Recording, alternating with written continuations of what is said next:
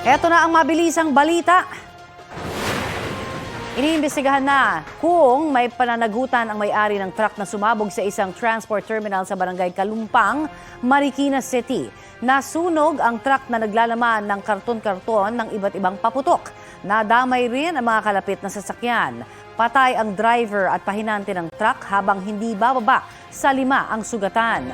Ayon sa pulisya, kailangang may permit ang pag-transport ng mga paputok.